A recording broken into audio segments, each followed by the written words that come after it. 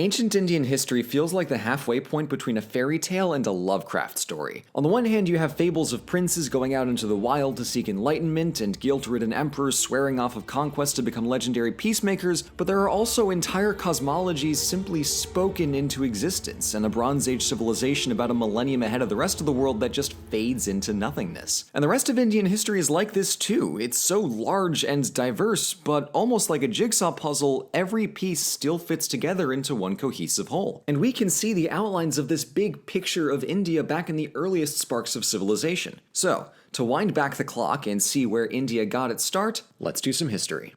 This video is brought to you by Audible. More on that later.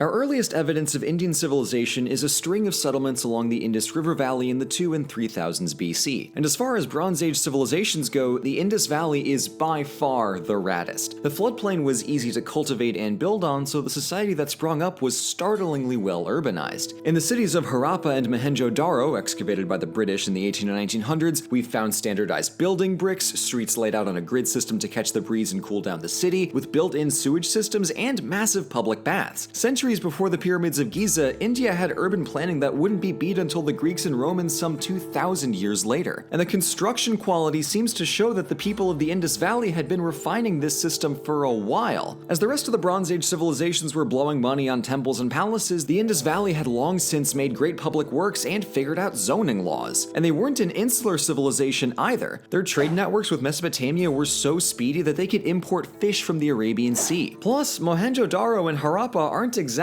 neighbors, so the parallels between them imply a kind of overarching government, but we're clueless as to what, partially because we can't decipher their writing. And the craziest part is that we've hardly found any weapons anywhere. As far as we can tell, they were totally peaceful. But that's the Bronze Age for you. Everything feels confusing, atemporal, and kind of Lovecraftian, and it all goes poof just as weirdly as it first appears. So at some point between the 17 and 1500s, the Indus Valley civilization slowly disappeared for reasons that we can really only guess at. The two most likely options are that the soil eventually lost its nutrients and stopped yielding crops after a millennium or so, or that an earthquake altered the course of the river and dried up several tributaries. Whatever the case, it seems that the people of the Indus Valley ventured further into the peninsula and eventually settled in the far south. So the valley's ruins lay hidden until British grave robbers rolled up in the 1800s and used the stones as ballast for a railway project. Stay classy, Britain. But our story continues in the centuries after the Indus Valley civilization with the slow migration of the Indo-Aryans from Central Asia. Quick aside, that label's become kinda controversial in the past century for reasons that are wholly unrelated to Indian history, so I'll be using that term for its intended historical meaning. Instead of prolific builders, the Aryans were storytellers, and they're often known as the Vedic peoples after their holy scriptures called the Vedas. These were a series of stories including everything from big cosmology down to aspects of their own daily life, and they were all retold as hymns being memorized and perfected to the very syllables. These divine hymns form much of the basis of Hinduism both as a religion and more broadly as a foundation of ancient Indian culture. Historically, Hinduism is quite unique because of its continuity from ancient origins to widespread modern practice. That's cool, but also extremely nuanced and complex, so I'm gonna move right along to the next core aspect of Indo-Aryan culture,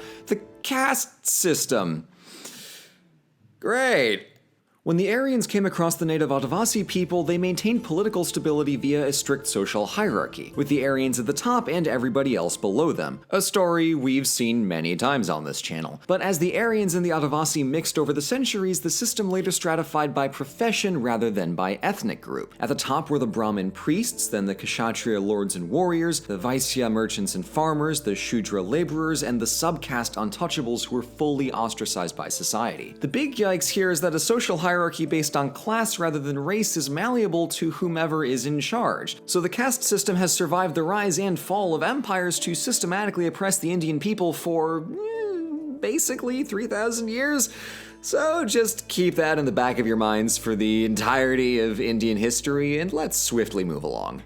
As the Vedic tradition grew and evolved in the first millennium BC, a new wave of philosophical thinking cropped up via a series of texts called the Upanishads. Its name comes from the Sanskrit for sitting down near, as a student would sit by their mentor while receiving divine knowledge through a discussion of philosophy. Similar to the Analects of Confucius or the Tao Te Ching, the Upanishads are presented as a series of brief teachings. The early ones appear along the four Vedas, but many Upanishads were composed and added later. So whereas the Vedas form the basis of Indian religion and mythology, the Upanishads Upanishads are the core of Indian philosophy. It's here that we get the first mentions of topics from the cycle of reincarnation to our duties as people and the consequences of our actions, as well as our sense of self within the greater totality of the universe. It's a lot of terms, I know, but the Upanishads are as broad as they are dense, and there is a lot to unpack there. The big mind melt at the end is that our localized self, Atman, is really made up of the same stuff as the big cosmic everything of Brahman, and when we realize that we're all the same, our Atman returns to Brahman like a drop of water returning to an ocean. Aside from the big metaphysics, there's so much to learn from the Upanishads, and philosophers from across time have lavished praise for both their sincerity of tone and their depth of wisdom. So let's see, theology, philosophy, aha! We've also got to talk about the epics, the Ramayana and the Mahabharata. Much like the Iliad and the Odyssey, these two big Indian epics blend fact and myth in a way that isn't historical, but is indicative of the world as the ancients envisioned it. It's a neat switch of perspectives. The truth here isn't in facts and dates of the wars being recorded, but rather the divine elements of the stories help frame the human philosophical truths at the core of both of these epics. Now, that said, if some long books are doorstops, then the Mahabharata is the entire door. It's the story of a great succession crisis and a subsequent war sometime around the 14th century BC, and it is just loaded with deities front to back. But the most famous section of the story, the Bhagavad Gita, narrows in on the internal struggle of the hero Arjuna to do his duty even when it's difficult. None of us will fight alongside literal gods in a giant succession crisis, I mean, well, probably, but all of us will struggle to do the right thing, likely a lot of times. I, for instance, know that it's irresponsible to monopolize this channel for Roman history memes, but that doesn't mean that I'm not tempted. I'm getting off topic. The Ramayana and the Mahabharata are clearly some of humanity's most influential literature. Between the epics, the Upanishads, and the Vedas, it's evident just how much of Indian culture derives from these core texts. I'll be fully honest, when I started researching this, I really did think that I was making a history video, but now here I am realizing I've just made a giant book report.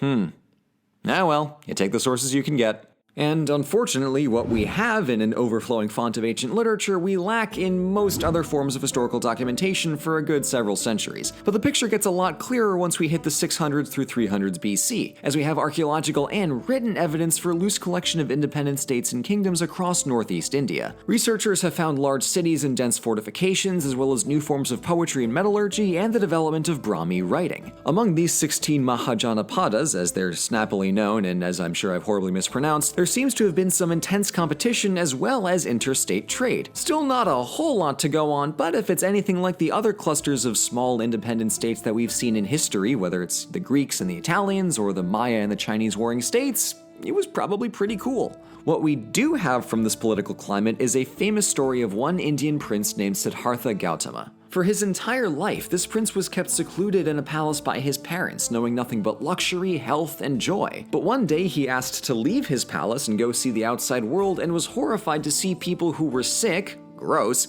and worse, dying. So he flipped out over the sudden and devastating realization of humanity's suffering and of his own impending mortality, and he camped out in the middle of the woods for a month, refusing to leave until he either died or figured out a way to end all human suffering. Luckily for him, he actually got the desired outcome and achieved the enlightened state of nirvana. Prince Siddhartha, now called Buddha, realized that the ideal life was the middle path between extravagance and asceticism, where all outward suffering could be conquered solely through a complete mastery of the self. And just like that, bada bing, bada eightfold path, we've got a shiny new religion. But before we wrap this story up, we've got to talk about some wars. After Alexander the Far From Home failed to push past the Indus River and decided to call it quits and go home, an exiled Kshatriya named Chandragupta took advantage of the kerfuffle and conquered across northern India to found the Maurya Empire, India's first large, properly centralized state. The new empire established diplomatic ties with Hellenistic Greece as well as China, and built up considerable infrastructure within the empire itself. Chandragupta was by all accounts a solid ruler, keeping a hands-off approach for his 2 decades in power and letting his people be. He died fasting in the woods, his son was pretty meh, and there was an interregnum afterwards, but then his grandson Ashoka was one of the coolest cats in history. Ascending to the throne in 273 BC, he conquered eastward to the coast of Kalinga, and the result was an absolute bloodbath with hundreds of thousands dead on both sides. When he heard the news, he felt really bad about it, so he issued a full apology throughout his empire and and abandoned warfare entirely to become a Buddhist. He then worked to build trade relations and improve the lives of his people. He was super tolerant of other faiths, and he wrote extensively about his own journey to inner peace through Buddhism. That has got to be the single biggest heel-face turn in history. His life seems almost surreal, but there it is,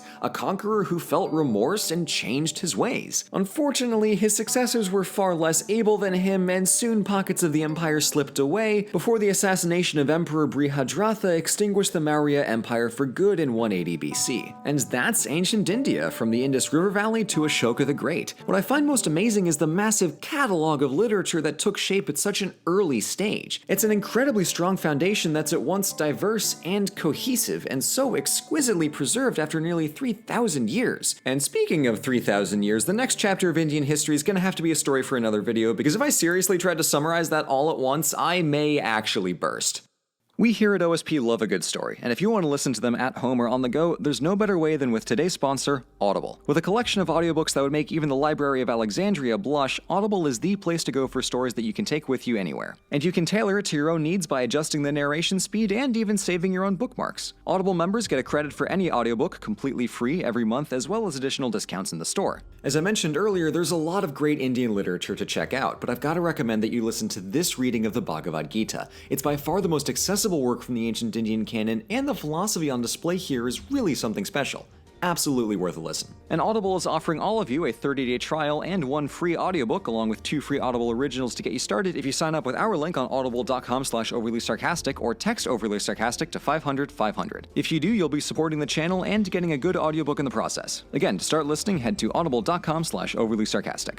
Thanks so much for watching. This video was fun because I got to play around with the format and talk more about philosophy and religion than I usually do when I'm discussing the pure history itself. But if you want to hear me talk more about the cultural context in future videos, please leave a comment below and let me know. And an extra special thank you to everybody who supports the channel on Patreon. It's your generosity and enthusiasm that keeps this whole operation running. And if you want more OSP, be sure to check out the amazing community on our official Discord server. Link is down in the description. So a huge thanks again, and I'll see you all in the next video.